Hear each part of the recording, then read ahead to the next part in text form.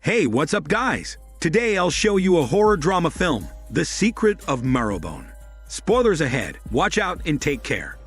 The film begins in 1968 with a single mother bringing her 4 children from England to her rural childhood home, the Marrowbone residence.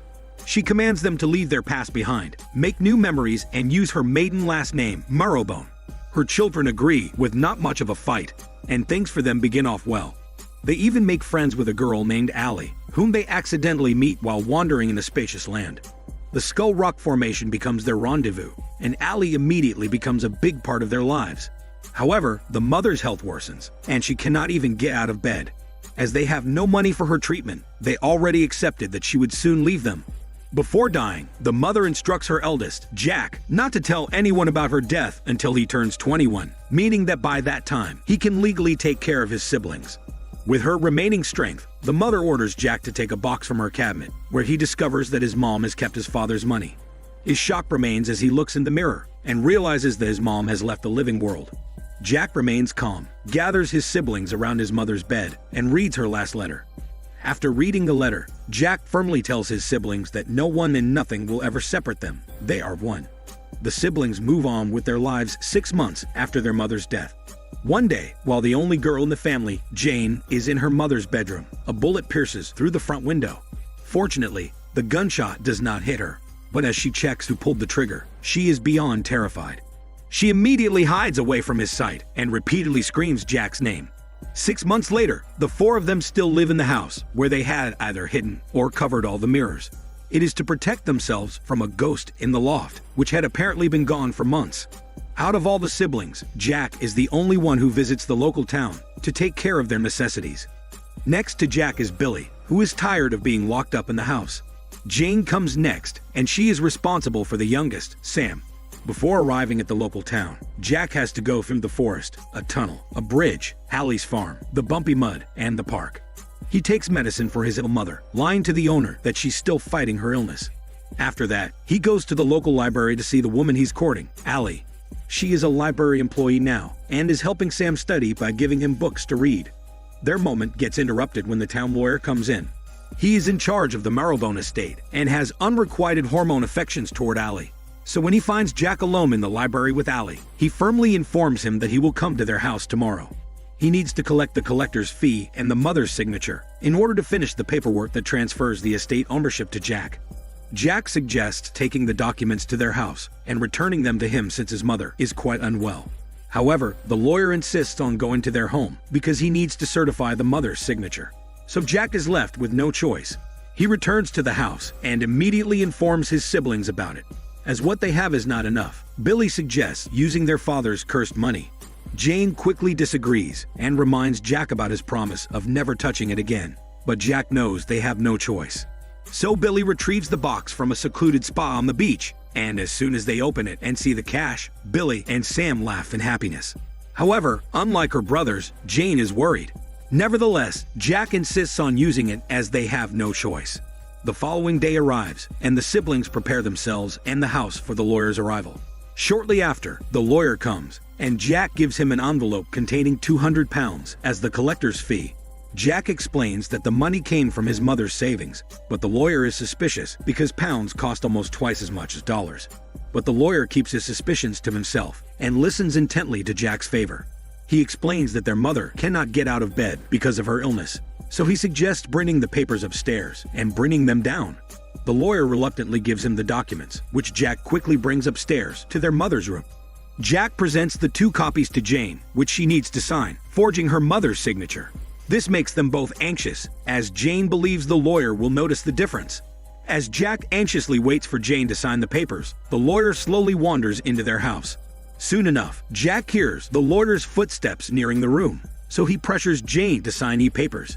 They are both in panic, as the lawyer's footsteps loudens when he walks toward the room. Within the last minute, Jane signs both of the documents, and Jack quickly gets out of the room and gives them to him. The lawyer signs the same paper, concluding the transfer of the Marrowbone estate to them.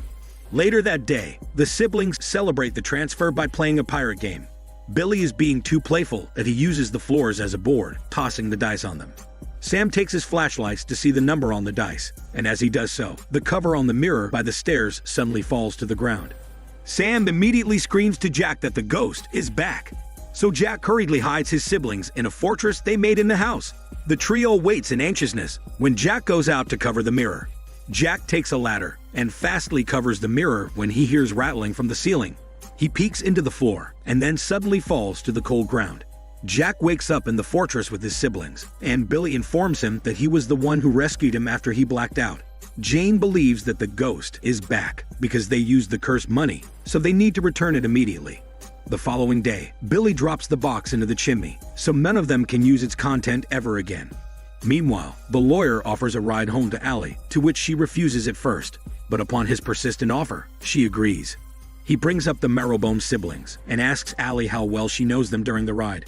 The lawyer expresses his worry because the siblings live in isolation and even Sam does not go to school. Allie defends them and argues that they live too far away and Sam is homeschooled. Jane helps with his homework and Allie checks his notebooks. The lawyer tells her that it is unfortunate for the siblings to live that far away because of their father, which silences Allie. She knows that the siblings' father is a cruel man, but the lawyer replies that describing him as cruel is underestimating. Later that day, Jack teaches Sam to communicate with Allie by flashing their flashlight using Morse code. Allie's house is far away, but the light can still be seen from a distance. The duo and Allie are happy as they communicate with each other. The following day, while they are by the beach, Allie confronts Jack about his father. This quickly puts Jack in a bad mood, but he still shares some information. He claims that his father is a monster who did unspeakable things, so they ran away and hid from him. His father is dead now and cannot hurt them anymore. The couple bond by the beach, unaware that the lawyer is peeping at them from afar like a peeping Tom, full of hormone jealousy. Hours later, Jack comes home, only to be confronted by Billy, who is tired of being locked up. Billy cannot stand it anymore, while his brother can get out anytime he wants, even though it is a rule that no one leaves the house unless there's an emergency. The two get into a heated verbal fight that affects Jack's mental health. After the stressful event, everyone minds their own business. Sam sneaks into his mother's room, where all the mirrors are kept and cupboard. Sam misses his mother so much, pushing him to disobey Jack's rule that he is not allowed in their mother's old room. Sam is not even there for long when the cabinet mirror's cover falls to the ground, causing him to see the ghost. Jack wakes up and goes downstairs, where he finds Jane and Billy looking problematic. Jane informs him that Sam has been into their mother's room, saw the ghost, and is traumatized by that. At this point, the siblings imply that the ghost is their abusive and sinful father, whom they bricked up in the attic and left to starve to death. Jane suggests giving their father a proper burial, hoping it will finally provide them with peace, but Jack dismisses her idea. Meanwhile, the lawyer finally makes a move to Allie, inviting her to go with him to the city. As expected, Allie rejects him, as she has never thought of him as more than just a friend. The lawyer knows that she rejects him because of Jack, so he leaves her a folder containing the investigation about the Marrowbone siblings. Allie opens the folder, and what she reads shocks her to the core. It turns out the Marrowbone siblings' father is a convict who committed severe theft and brutal murders. Jack is a key witness and testified against his father, who also abused his sister. However, the father broke out of jail someday. Back to the present, while Jane feeds and pets the raccoon in a hole in the ceiling, a hand touches her. Jane peeks into the hole and witnesses the raccoon gets dragged into the attic by who she believes is her alive father. On the other hand, the lawyer receives a call from his law firm, informing him that they will no longer offer him a position because they need a partner, not an employee. This devastates him a lot because he was really looking forward to getting that job. In order to be a partner, he needs to buy 10% of their share for $5,000, which he does not have. The lawyer almost loses hope, but he reads a newspaper relating to the Marrowbone. It says that the 10,000 pounds the convict father stole are still missing. So he realizes that the Marrowbone siblings have that stolen money in their possession. So later that day, he comes to the Marrowbone property and confronts Jack. He knows that they forged the signatures, so he blackmails him, saying that he will close his eyes to their forgery in exchange for the 10,000 pounds. After the lawyer leaves the premises, Jack's siblings come out, problematic about what they heard. Later that night, Billy secretly climbs down into the chimney leading to the attic. He retrieves the box and puts the rope around his waist to pull himself up. Right then, he hears a noise. Billy looks down and finds his father lighting the match to see him. Billy immediately pulls himself up by the rope when his father grips it, causing some part of the rope to choke him. Although running out of breath, Billy pulls out a knife and cuts off the rope, freeing himself from his father's assault. The following day, Jack wakes up to the muffled shouts. He checks on them and finds Billy screaming in pain, while Jane cleans the huge bruise on his side. Jack immediately realizes that Billy has been in the attic. Billy, still shaken up, tells Jack that their father is alive. The attic is covered with animal bones from raccoons, doves, and rats, and their father somehow managed to find a way to store rainwater. But right then, Billy gets interrupted when Jack falls to the ground and gets a seizure. Jane hurriedly rushes to his side and calms him down, which he does after a few seconds.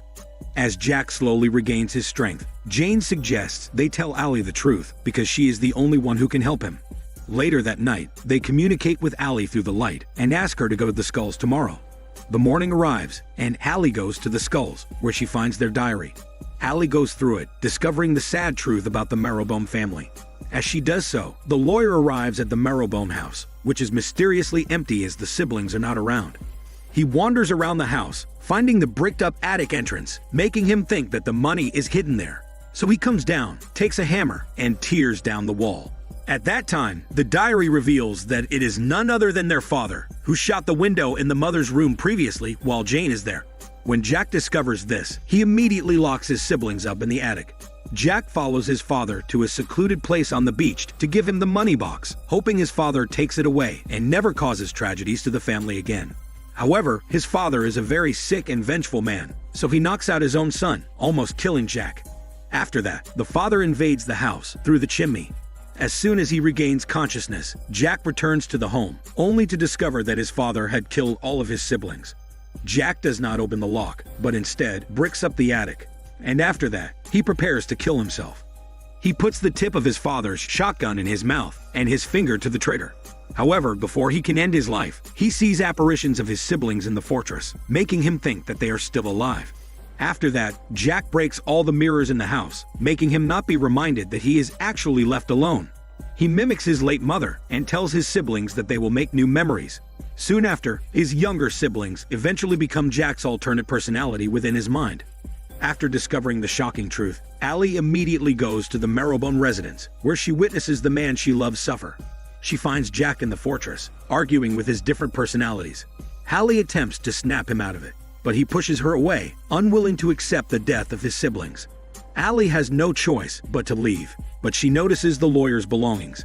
She looks for him all over the house, where she finds the teared-up attic entrance. Allie goes inside and discovers the desiccated corpses of Billy, Jane, and Sam. She also finds a severely wounded lawyer, so Allie quickly screams Jack's name. As she turns around, she finds a malnourished yet still ferocious man, the family's father, who's been kept captive and alive inside the attic all the time. Allie realizes that she is cornered, so she bravely faces him while calling out for Jack's alternate personalities. The father tosses Allie to the ground and chokes her, but Jack comes in before he can kill her. He cocks the shotgun and pulls the trigger on his father, forever ending the nightmare. Months later, Allie decides to stay and take care of the poor Jack after being released from a psychiatric hospital. The doctor recommends ensuring that Jack takes his medicine to no longer suffer from a dissociative identity disorder. However, she disregards the doctor's advice because she knows that Jack feels the happiest when he believes that his younger siblings are still alive. The film ends with Jack still imagining and seeing an apparition of Billy, Jane, and Sam playing in the field. This is Daniel CC Movie Channel. Stay safe and enjoy your day.